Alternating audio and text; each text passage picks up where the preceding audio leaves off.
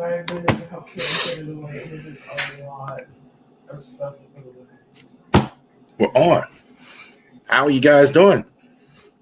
Thank you for joining us here. Ravery Sports Podcast here. A little bit day late. Had some camera issues yesterday, but we're here today. So thank you very much for joining us. Like and subscribe to such a big time here in Baltimore sports. So we're all excited about Pete Alonso signing up here with us. I'm certainly going to talk about that. Also, two Ravens going on here. Shannon Sharp and Ocho Cinco are just goated right now, man. They were fantastic in that. We're going to show a little bit of that, talk about that this week also too. But first, the business here. Couple notes. Genesis Donor Services /Facebook.com here in the Winchester, Virginia area. So definitely here, those of you that you know if you're from Winchester. So genesisnotaryservices.company.site. Definitely too, if you want to book time, you can go on Google and book it. You can go on Notary Cafe and book it. Now you also can go on Snapdots and book it. So our information, Genesis Notary Services, is on all of those platforms. On the 1st of January, we're going to start the new year with the Genesis Notary Services live stream, talking about the business and everything like that. We're going to talk a little bit about our processes. We're going to talk a little bit about how we've grown and all that, et cetera. So it'll be an interesting conversation that we have. And this is the first time we're going to have it on the Genesis Notary Services audience into the Ravery Sports channel. So this is our first one we're going to have on YouTube here as well. So also coming up, a lot of things, so many. We're gonna have an instant reaction for the college football championship, instant reaction for the Super Bowl, pre and post with the Super Bowl. Hopefully we can get some of the driving to the top guys to come on with that as well. So we're definitely going to be going that as we don't know if the Ravens are going to be in the playoffs right now. If the Ravens make the Super Bowl, we're going to be live streaming the whole game. If we actually can get in the Super Bowl, we're going to get to do that as well. RaverySports.company.site. We're going to have a live stream for that as well here. That's going to be the week of the Super Bowl, the Friday before the Super Bowl. We're revamping the site a bit. Okay, so we made some changes there. So for those of you that go merchandise, also to the links to Fanatics, you definitely can check that out. Harris Legal Shield. So definitely check that out. Those of you that are watching us on Legal Shield,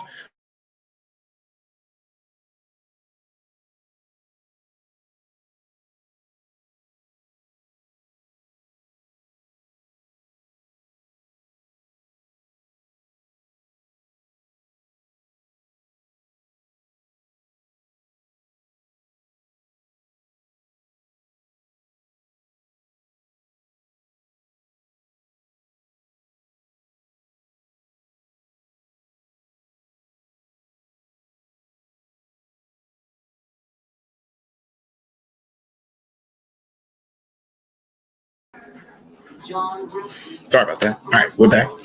So definitely check that out for you. Harris Legal Shield. Definitely, if you are a business owner, it's great value. The legal fees and everything are so expensive, $100, $50. Lawyers have no problem hitting you with $1,500 just for a day in court, or $1,000. Oh, we can pay it. Legal Shield, trust me, far less. Great value for Legal Shield. So it's definitely a great thing for that. And definitely check it out. Here tonight for the first time, we're over the threshold on LinkedIn. So we're doing the broadcast here on LinkedIn tonight for the first time on the Ravery Sports page as well. So definitely check that out here as well.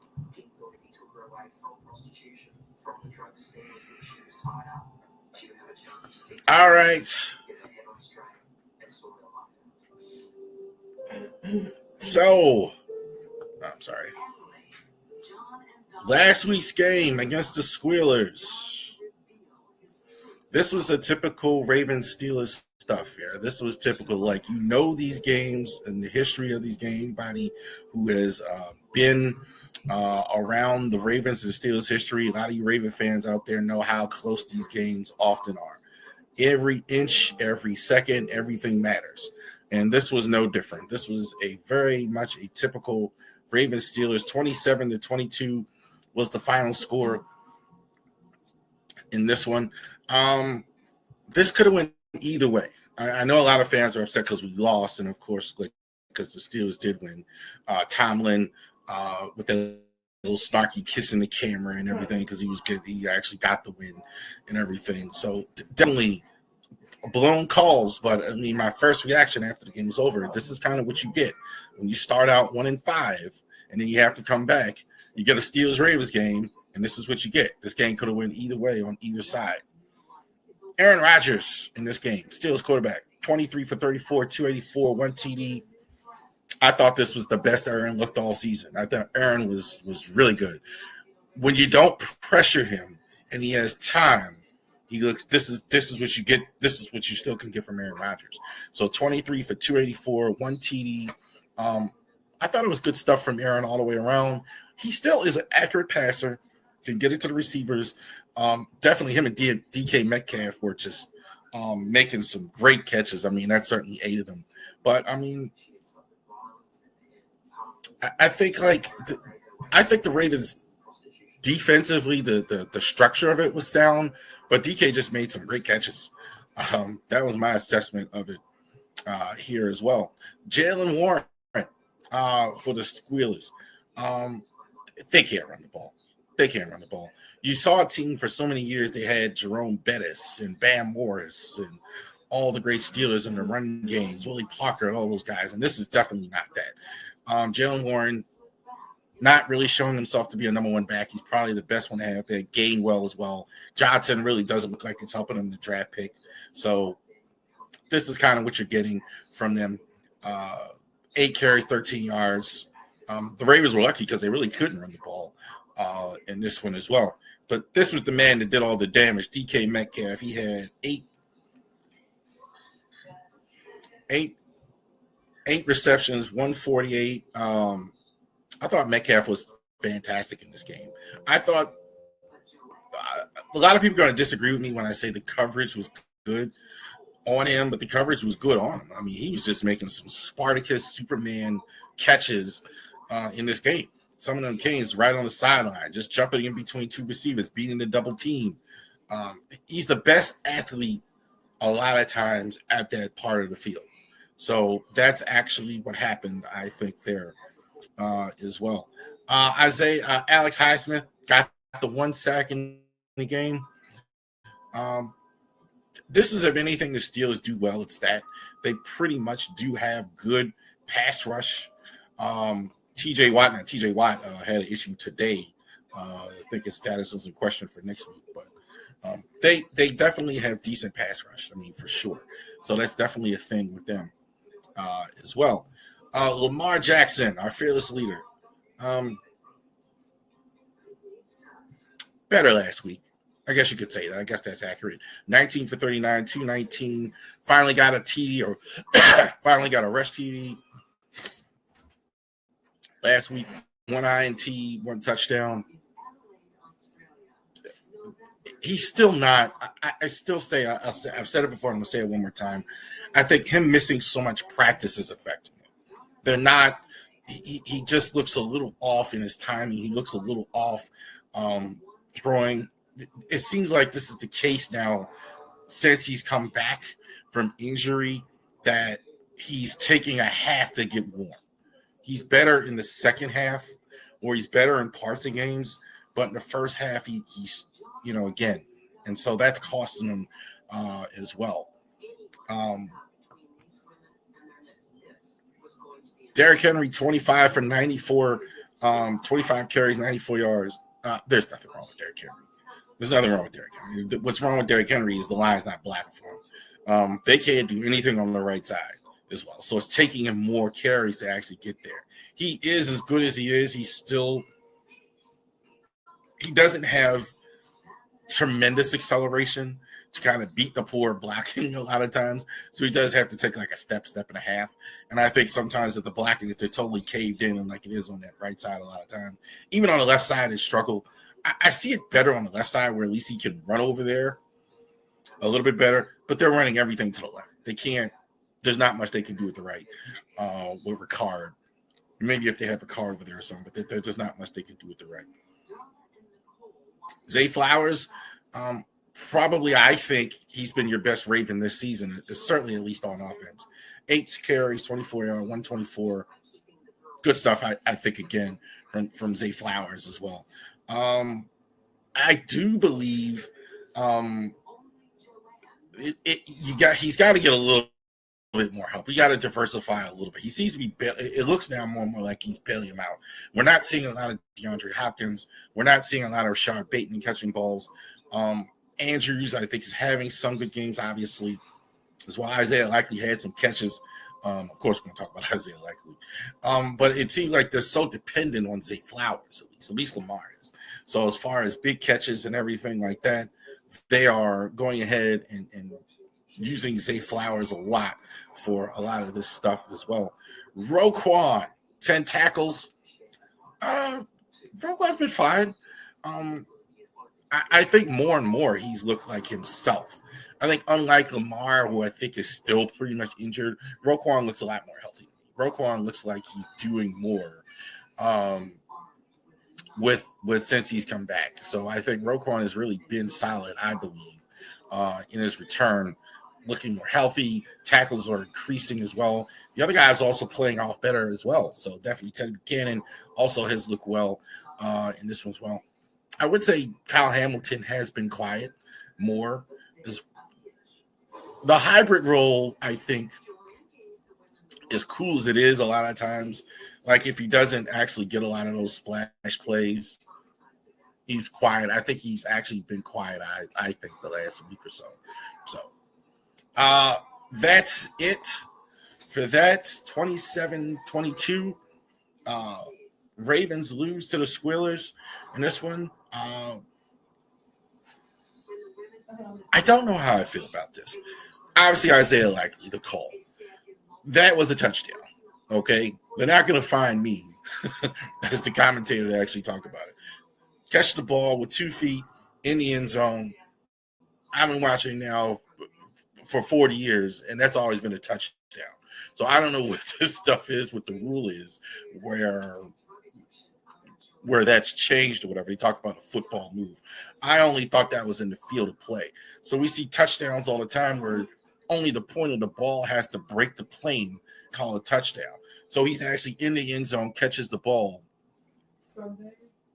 and he gets a penalty for that. So, and he actually, they call it a drop pass for that. That was a touchdown. That was a touchdown. Those points off the board.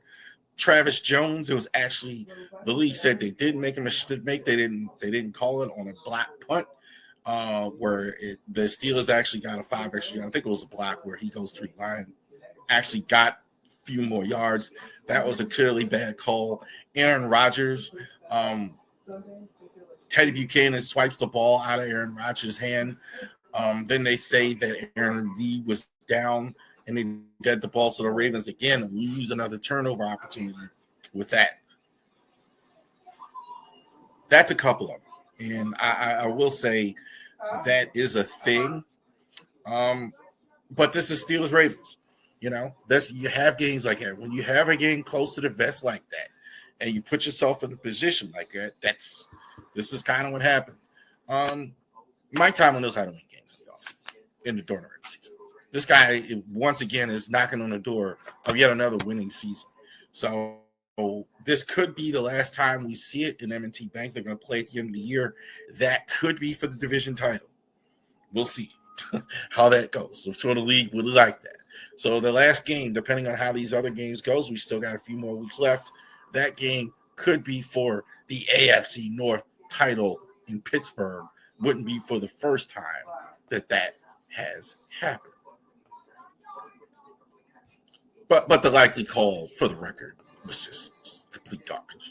I don't want to hear that letter of the rule. That was just terrible. 2 feet in the end zone and it's not a touchdown. I mean, what kind of I don't even know what to say to that. That's just bad all the way around. So we got a game this week. 6-7 Baltimore Ravens against the 4-9 Cincinnati Bengals. Who they? Cincinnati. So forget the record on the screen there, because that's Cincinnati's much better than the record with Joe Burrow in the lineup. So again, a lot of those games were lost when they had Browning in the game. They lost a couple games early. So they're not going to the playoffs because they have too many losses. But they didn't look bad last week. I mean, they didn't win. They didn't beat Buffalo. I think like that game, the goofy snow and everything hurt them. But they certainly didn't look bad last week. Joe Burrow's been good since he's been back. 734, 8 TDs, 2 interceptions on a year. Joe Burrow, boy, you got to get some pass rush and get home on a Joe Burrow. He's going to make you pay for that stuff we've been seeing where they're rushing the passer and they're not getting there. That's not going to get it with Joe Burrow. Joe Burrow is going to make you pay if you actually can't get home and get that taken care of. Chase Brown, 172 and 727 yards, 3 TDs. Chase Brown's been pretty good. I think the line, their offensive line isn't as bad as people think it is. It's certainly not,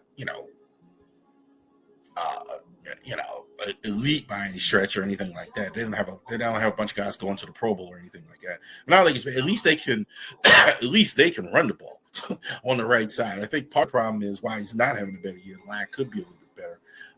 But yeah, 172, 3 TDs. Decent running back, Chase Brown. And this one.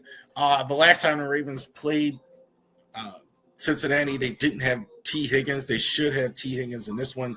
Chase is now, once again, one of the leaders in the NFL. 1,015 yards with 91 receptions, 5 TDs. This guy's a beast. This guy's tremendous. I mean, he has good every time they play. Him and Joe Burrow have been playing together for so long, not only in Cincinnati, but before they even got to the NFL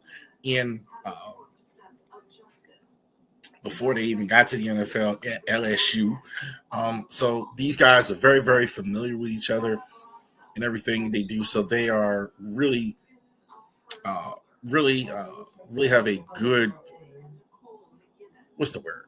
good system going. I think, for lack of a better word, good system, very copacetic, everything, good simpatico. That's what I want to say, with each other. So the Ravens corners have been solid, though, I think, for the most part I've seen. Marlon's kind of been up and down at times, and he's really good, but he's not great all the time.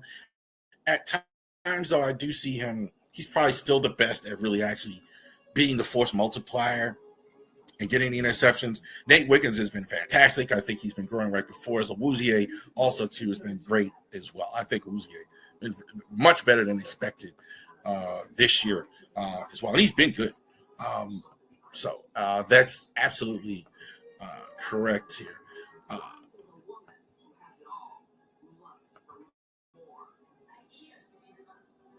It's lagging a little bit on my end here. Joseph Asai is for the 2 sacks. Had 2 sacks against the Ravens the last time they played. So the Ravens offensive line, the much maligned offensive line, has a challenge here as well. See what they can do as far as blocking against a good Bengals defense. A good Bengals defense as far as rushing the passer and everything like that. Let's see how Lamar does in this one as well. Do I have the Lamar stats? I don't think I have the Lamar stats for the season. I don't think I have the Lamar stats. Lamar stats. Lamar has struggled the last few games, so definitely keep that in mind. He did look a little better in this one. I think Lamar did move the needle a little bit more, I think, in this one as he did previously in the last few weeks. Not worried at all about Derrick Henry. Derrick Henry is not at 1,000 yards, but he's right around 900 or so as well. So I stop telling me something wrong with Derrick Henry. There's nothing wrong with Derrick Henry. Derrick Henry is doing, I think, fine. I think the line play is just letting him down, not playing well in front of him. Isaiah Likely. Isaiah, yeah, man, I just didn't haul it in the end zone. So that is an issue with Isaiah. Got to secure the ball 2 consecutive weeks. Let's see how Isaiah is as well. But Zay Flowers, I think, is having, a Pro Bowl season as well. And certainly we're going to talk about here, again, the stats are wrong, so forgive me. Marlon Humphrey. Marlon Humphrey, I think, is very interesting. A lot of rumors that they're going to move away from Marlon at the end of the season as well. So it'll be interesting. He's definitely the highest paid. It's interesting to see how the organization feels about Marlon. That's interesting to see. It's kind of it is a bit of a mixed bag. I think I'm kind of seeing that with Marlon here as well. X factors in this one.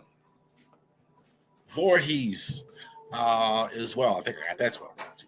So Andrew Voorhees, thank you, artists, for forgiving me for that. Andrew Voorhees. Here's what I want to say about Voorhees. Okay, and I know it's been said a lot about Andrew Voorhees. Voorhees and Falele aren't the same. Like, let's just get that out the way, guys. They are not the same. They're not the same, guy. Voorhees, I think you at least can run on his side. He's not nearly strong enough in pass protection, so that's an issue. But he's not Daniel Falele. He's not good enough to be a starter, but he's not Daniel Falele. So let's just get that.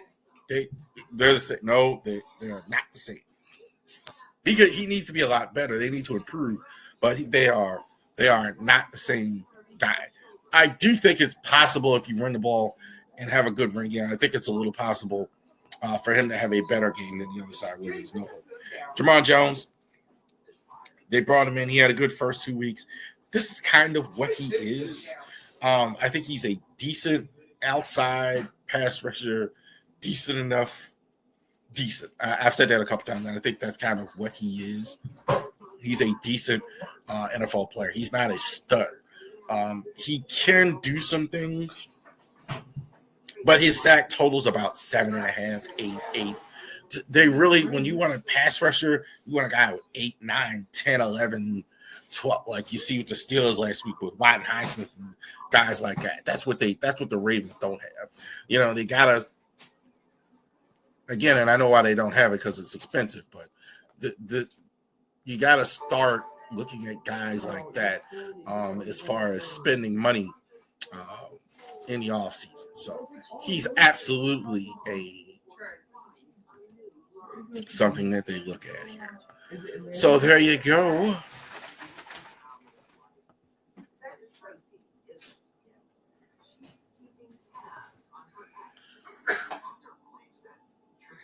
Ravens and the Bengals coming up on Sunday. So a couple games, NFL games for the Ravens have been flexed the next 2 weeks. So you're going to have night games. You're going to have a night game against New England. New England might be the best team in the AFC. Green Bay the week after might be the best team in the NFC. So as we go towards the Yuletide in the last few games here of the season, tough games, tough night games, the world will be watching. So they're going to get every opportunity to go ahead and get in the playoffs. Concerned. They haven't looked good. I don't think they look much different than Pittsburgh. The good news is one of these two teams is going to win the division. It's not going to be Cincinnati, and it's not going to be Cleveland. Cleveland pushed the Shedeur Sanders in way too late during the season. That's a bigger argument. I mean, they could have just drafted him and just played him, but it was way too late. But they decided not to do it. And now the Bengals, and with the issue with Burrow, they already got 9 losses. So, all right. So let's get to the funny part here. And like I said, I've been watching a long time, and I've been watching football a long time. Watching when I was younger, I went to Coppin State for a few years to become a sports caster. So I've been watching sportscasts for many years, long time. And all the sportscasts I've watched for all these years and everything I've seen, I've never seen what I saw on Nightcap the other day, like after the Ravens game as well. Shout out to former Raven Shannon Sharp.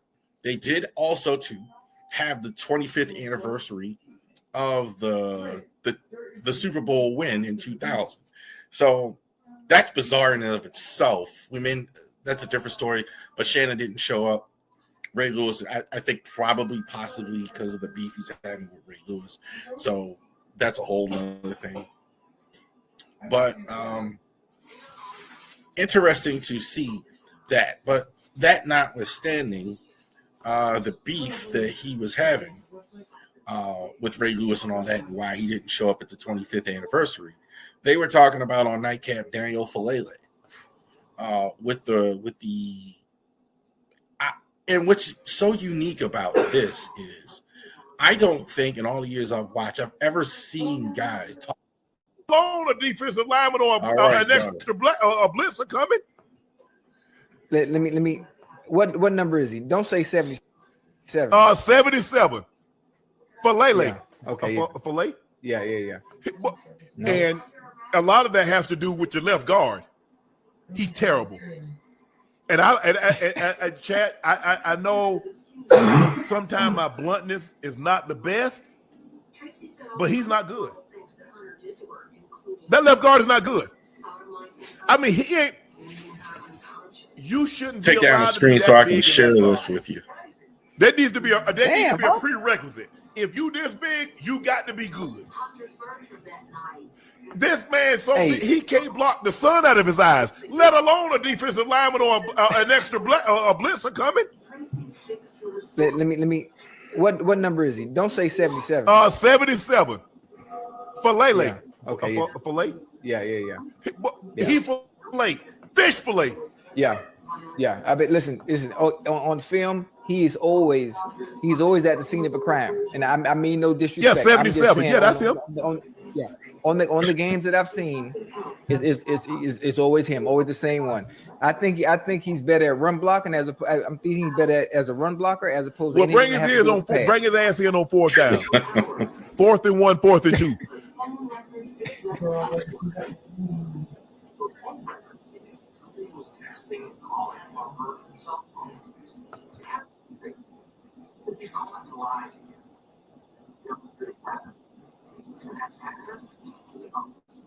Very, very violent.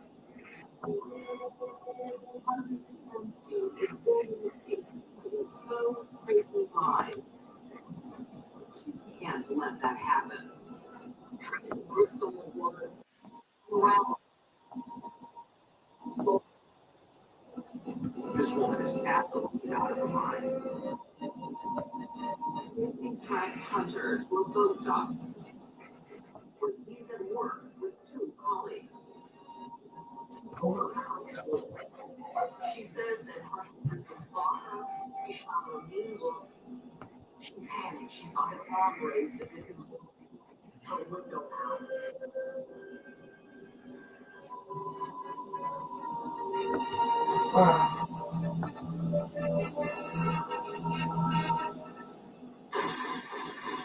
This man, he can't block the sun out of his eyes, let alone a defensive lineman or an extra blitzer coming. Let me. What number is he? Don't say 77. 77. Falele. Yeah. Okay. Fillet. Yeah. Fillet. Fish fillet. Fish fillet.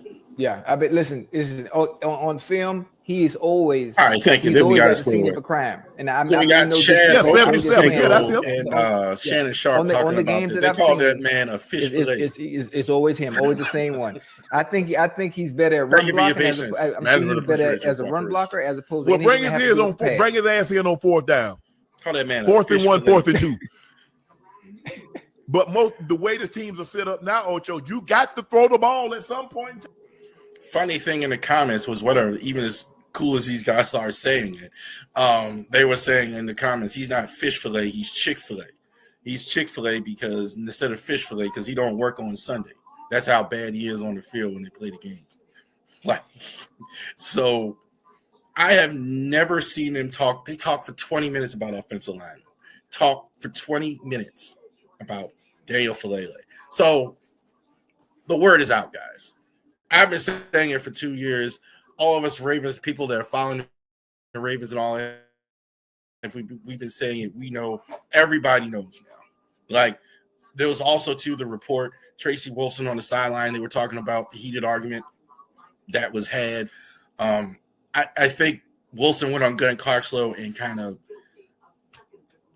fixed that as much as she could. As well as say Falele walked up to him and Lamar started yelling, so they weren't yelling at each other necessarily. Okay. But let's say that's true, and I'm thinking it is true. We all thought he was getting yelled at because he's terrible.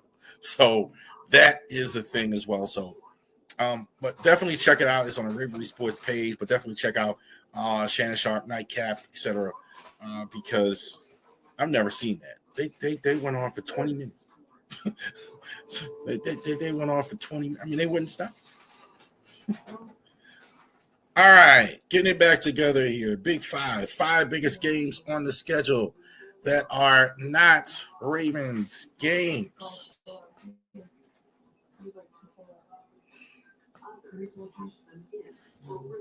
My computer's lagging a little bit here, so I apologize, guys.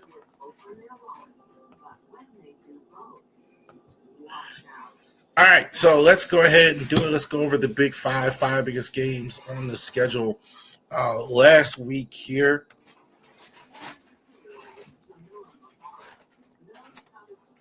As well, so we're now at the time of the year where it matters the most. So everything matters. Records don't matter and things like that. We're almost in the off season. We're going to have a couple teams going home here pretty soon. So we got 4 more weeks left in the regular season as well. Just got the Bucks game pulled up, and so they're going home. Speaking of going home, the Chiefs could be going home here pretty soon. Texans went ahead and dusted them off in their own building, 20-10 last week. Chefs think it's over. I don't think they make the playoffs. I think that Denver and Los Angeles have solidified themselves in their division.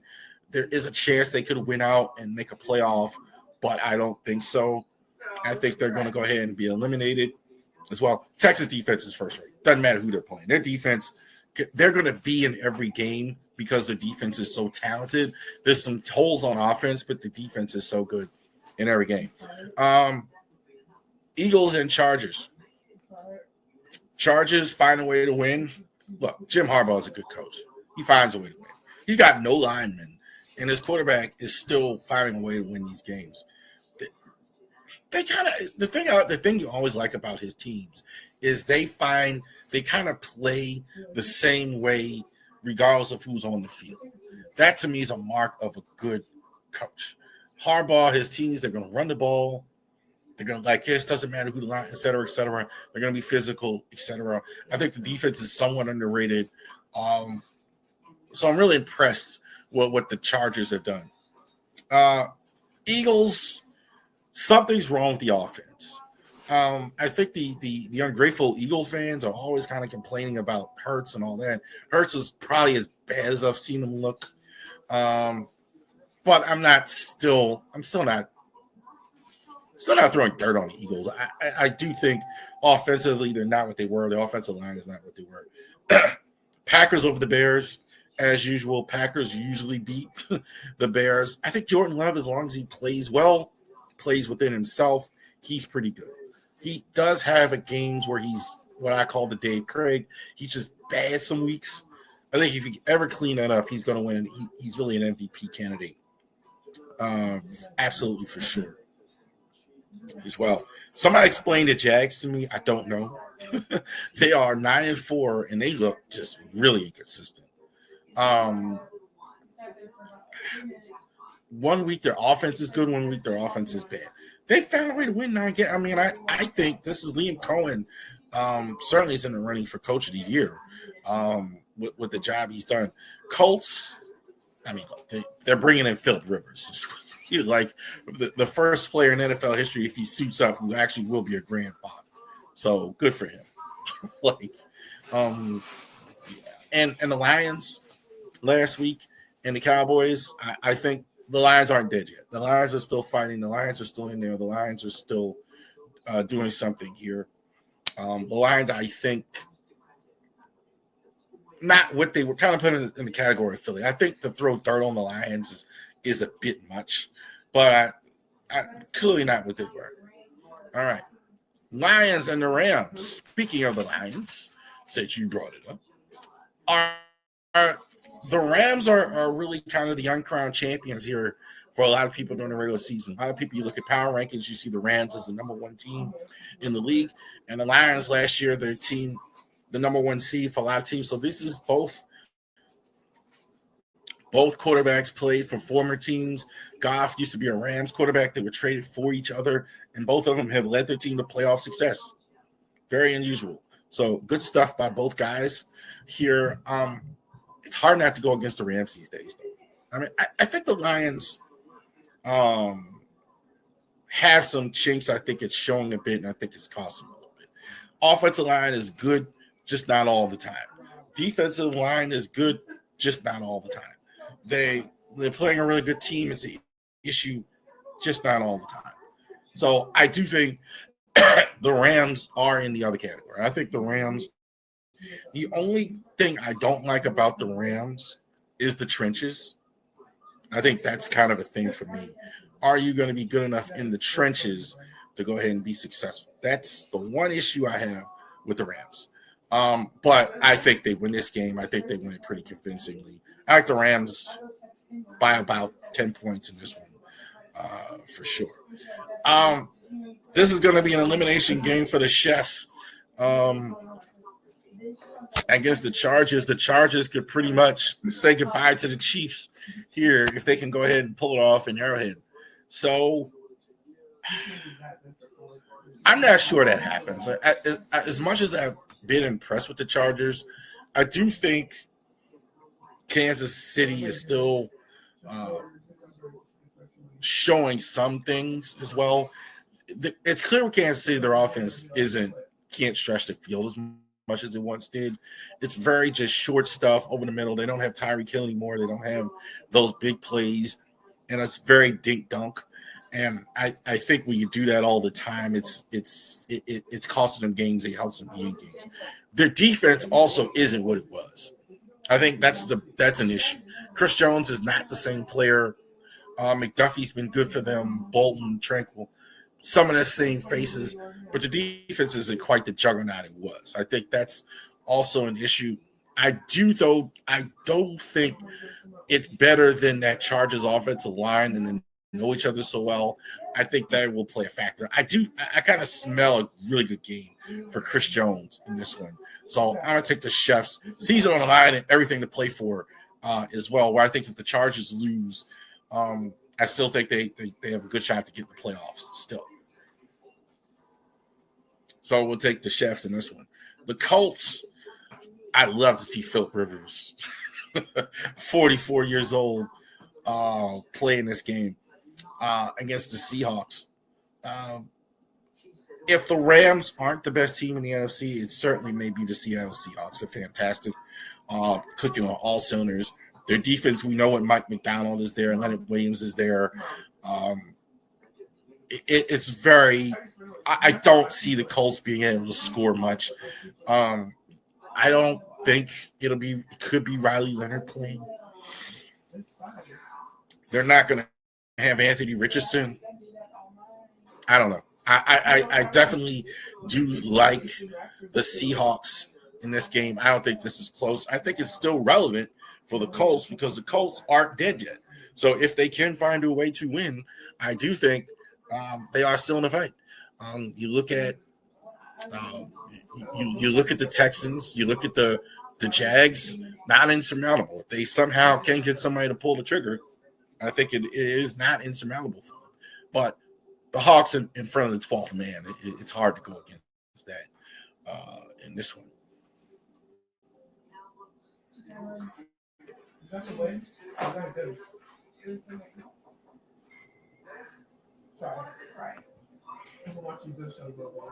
A lot of people feel that this is one of the biggest games on the schedule, the Bills and the Patriots. Lord, it's lagging.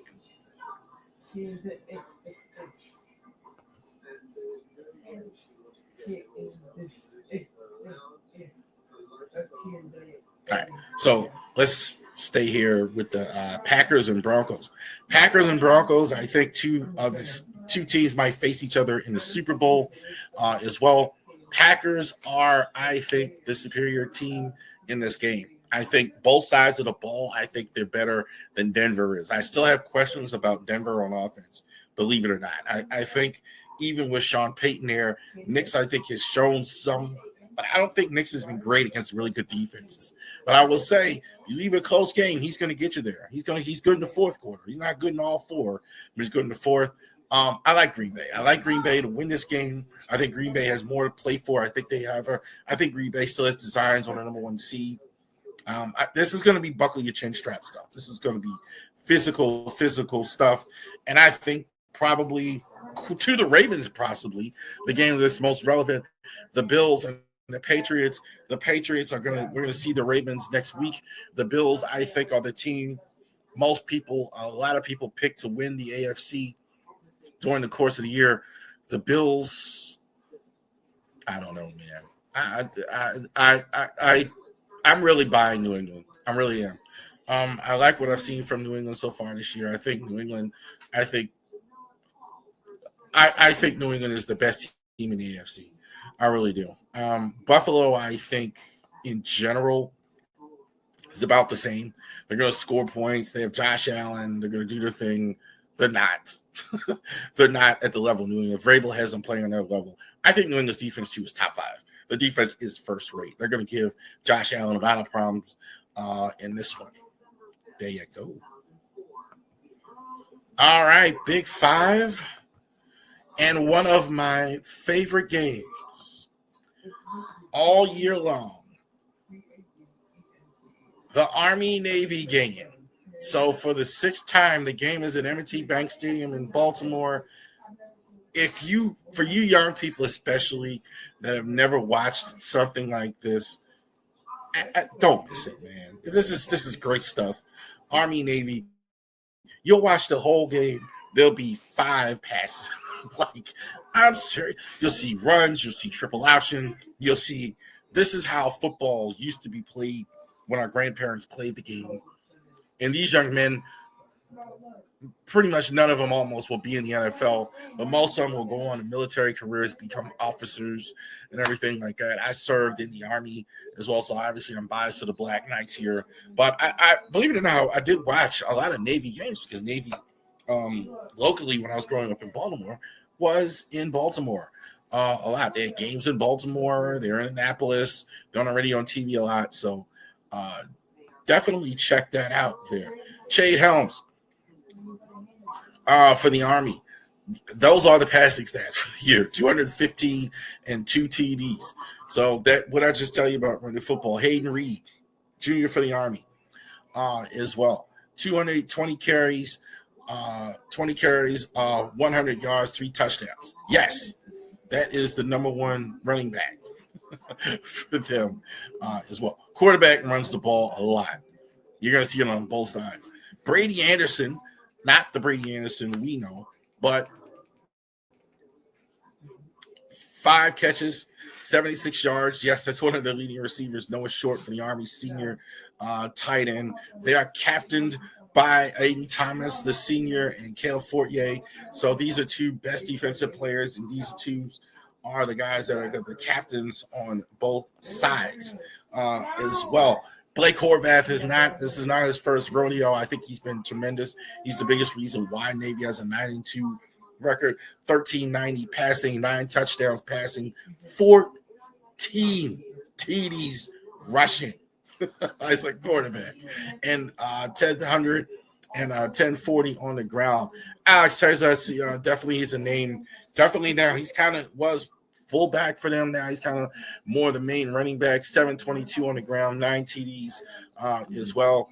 Ian Heinrich during the season, 40 receptions, 805 yards. Outstanding stuff from him as well. This is the captain on the other side, Landon Robinson, along with quarterback Blake Horvath. 6.5 sacks from the inside linebacker. From they call him nose guard. So when you have a nose guard, that means you do a lot of running, facing a lot of run, defensive tackle. So as well. 3:00 on Saturday. So definitely check that out.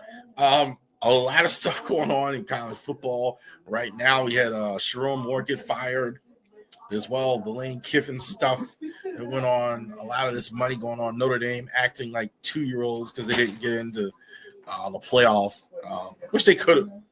They should have been in it. I mean, I'm not going to argue that a lot, but this is the purest form of it. This is man on man going at it. And before the game even starts, I want to thank all of you guys on the Army and Navy. Thank you for everything you guys are doing for all of us with your military service. And I'm going to enjoy the game. The tickets was way too expensive. I thought the Army Navy game was like less expensive. He's like, my goodness, man, like $400 for Army Navy tickets. All right. Before we get to baseball here, Maryland basketball this week. So not many games the Terps have here in December. They did have one on Iowa on Saturday. Stetson Bennett of Iowa basically ran the show on Saturday, scored a lot of points. Bigger takeaway is this going to take a while for Buzzard. I don't see this as a tournament team so far. I don't really see it at all. Pharrell Payne looks really good as a player. He's going to get 15, 16, 20 points a game. He's certainly going to do that. So I absolutely see that. Outside of that, the rotation really doesn't look like you have one right now. Darius Adams definitely is a talented player. Miles Rice is a talented player. Diggy Colt's a talented player. But it doesn't really look like you have a rotation, really. So it'll be interesting to see what happens going forward. And they have a tough schedule. This week, you're playing Michigan, number 2 ranked, as well. I may not report on that game after. Definitely, I'm going to definitely be watching John Cena's final match this weekend. So I may not be reporting on it after, so I may have to watch the game after. But definitely playing Michigan. Michigan is number 2 ranked in the country. And so they're kind of getting boat race too against good teams. They're really not staying in the game. So not concerned overall about Buzz going forward, but certainly not here at the start. Yeah. That's exactly what I said. Oh, hell yeah. Look at that. Can y'all believe it? Pete Alonso, 5 years, $155 million for the Baltimore Orioles. That is right, gentlemen and ladies, and all of you watching. So Pete Alonso, now a guy here who had one of his best seasons of his career. He had 38, I think, home runs. Here's a guy who has been one of the top free agents in all of sports. The Mets didn't want to go the years as well. So it's interesting. So they spent a lot of money on Juan Soto. And I think that had a lot to do with it, why they didn't want to spend more. But the Orioles are benefacting of that, the beneficiaries of that. And it's been a while. I mean, if you go back years ago and Rafael Palmeiro signed, and they tried to sign Glenn Davis. Well, they did sign Glenn Davis years ago. We signed Chris Davis, Albert Bell. We used to do things like that. And so the day has arrived now where Mike Elias and David Rubenstein and the group have signed an impact free agent to Baltimore. So this changes everything we're thinking about. No more what they're going to do. Oh, we're going to do it. This is a big deal. This is a big deal. This is an elite player that you have signed for that going forward. So definitely Alonso. I think he hits 4th in the lineup. We'll see. Kenny, good luck. I'm taking the Bengals again. I don't blame you. Even though the Raiders are my team. Great signing by the O's. Absolutely. So this is about the best signing you could have as far as for the Baltimore Orioles that we have had so many times we're seeing in the winter meetings. And we're going to get to the breakout segment, the breakout player segment here. I do want to say this as well. What we are seeing in baseball is also good news because for the last couple of years, it's just been Dodgers doing stuff. It's just been Dodgers signing everybody. Last year, Dodgers signed everybody. So next week, we're going to go over some of these free agent signings and everything that are going on now that the winter meetings are over. But you saw like other teams now stepping up to the plate. Braves had a big signing.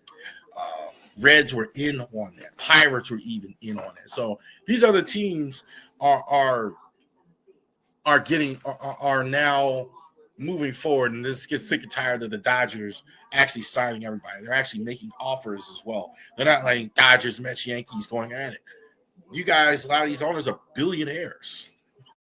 Why do they get to sign everybody? So let's see the graphic one more time. So once again, Pete Alonso, your new first baseman for the Baltimore Orioles. In the middle of the lineup. All right. Last segment here. Breakout players for the Orioles 2025. So let's go ahead and do that. Now, one of these has changed a bit, but we'll still discuss it. So, but who's going to be breaking out in 2025? Here's a name I want you guys to keep an eye on. Now, this guy may not be in the majors at all, but I'm hearing it more and more with this progress in the minor leagues. Luis De Leon. Definitely when you look at pitchers, when the fastball, he's one of these guys, him and Esteban Maya, the fastball jumps off the screen. AA, probably see him in Norfolk, but definitely keep an eye on him. I don't think it's totally out of the realm. We'll see him somewhere as a fifth starter, somewhere in the point. Now, like all of us, I'm more convinced the Orioles will sign a starter because they're clearly now spending money and investing in the roster and that stuff. So definitely, but keep this guy in mind. Fastball absolutely jumps off the screen. Nestor German is another one. Definitely, the Orioles are going to need another starter. So you're going to start Trevor Rogers. You're going to start D. Kramer. You're going to start Kyle Bradish. That's it. Right now, you have Cade Povich, also to Tyler Wells. What type of roles will they actually have? Nestor German, probably a guy that's going to spend most of the year at AAA. I kind of see him as a Cade Povich as well. I don't know if but definitely he'll be given the opportunity if needed. Definitely keep an eye on him. I think this is more higher end prospect. Trey Gibson as well. Probably spends again most of the year at AAA. I don't think he starts, but I don't think either one of these three, if they have depends on the organization who feels about them, that they would start. I don't think it's completely out of pale that you see them. Certainly, you may see them at some point during the season. So definitely keep that in mind as well. Here's a guy I think definitely is going to be roaming center field at some point. Enrique Bradfield for the Orioles. I don't think with the signings now, I don't think he starts in the majors this year, but I do think look for him right around that service time deadline as well. Maybe not immediately, but July-ish, something like that. If he can do well in the minors, I think it's about time to see what he can do. You're definitely going to see the waiver wire. You're definitely going to see the injuries, things like that. I don't think we're that far away. I think like with him, but he does need to hit in the minors. His average, not maybe quite what we hope for. Everything else is there. He's going to steal out of bases. He's going to play great center field, blazing speed around the bases. It's going to blow your mind. If you've never seen this guy run the bases with his blazing speed, you'll definitely be amazed with him. Samuel Basallo doesn't feel like a rookie. He's still a rookie. Very possible he could be your everyday DH here at the start. Now, depending on what happens with Adley Rutschman, be interesting to see there what happens. But I definitely think he could be an everyday DH for that if they decide to keep Adley, which is possible. But definitely, I think either way it goes, this guy is going to be your starter in the lineup every day at some point They signed him to this extension. He already has an 8-year deal. So now you have a couple guys solidified. You have Pasai on a long-term deal. You have Alonso on a long-term deal. So you're doing some good things here as well. Another rookie, Dylan Beavers. I absolutely think he should start. I'm putting this up, and people keep saying that Tyler O'Neill is going to start. I don't think so. Not after last year. He may, but I really think they're going to look at Dylan Beavers and give him every opportunity to be the starter in right field as well. I thought Beavers looked good to go. He didn't look like a rookie at all. I think he's a little green in the outfield, if there's anything. At the plate, he looked really good. So I was really impressed with Dylan Beavers, the way he looked at the plate. I definitely think he starts. Could be a competition with him and O'Neill, because O'Neill they can't trade like after last year, so they're gonna play him. I'm not sure they're gonna leave Dylan Beavers on the bench. It is possible too they may try him in center, depending on how they feel about Colton Cowser here as well. Now Kobe Mayo. Now you see it draft. Now it's trade bait. So you may be starting for somebody. Obviously, now you're not going to start at first base because you have Pete Alonso to spend all that money. So, interested to see what they do with Kobe Mayo. My guess is he's trade bait. My guess is they're going to use him to go ahead and Michael Elias has a lot of interest in pitchers, and they're going to use him to go ahead and do that. I believe that's what they're going to do. Jackson Holiday is going to be a starter to all-star. Ken Jackson Holiday, I think he certainly solidified himself as the leadoff man for the next foreseeable future, regardless of what else happens. I think can Jackson Holiday take the next step and be a perennial all-star? Can he move into that into the category of being the best second baseman in all of baseball? He just needs to hit a little bit more consistently. Everything else is there. He's gotten really good at second. For a guy who supposedly never played second before last year, his athleticism is there. He's definitely got power. I like to see him get that average up to about 280, 290 there on a consistent basis, steal bases. It's all there for Jackson Holiday. Can he develop more and get all the way there as well? And lastly, even though he's a little bit older as well, but the most valuable Oriole from last year, Trevor Rogers, terrific last year. Now, he was shaky in his last start as well. Let's see now if we're going to get the guy that we saw at the end of the year, Trevor Rogers. Let's see what they add to him as well. But Rogers, can he go and become one of the all-star in the American League and demand a big contract? So I think he's due, even though he's older, he's like 28, I think, due for a breakout.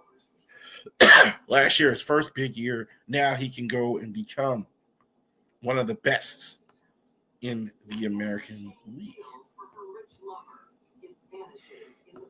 There you go. Thank you guys for joining us here. Day late. Thank you for joining us for the Bravery Sports Podcast. Like and subscribe to all of our social media platforms: YouTube, Facebook, Twitch, Rumble, Spotify as well. You have a great rest of your day.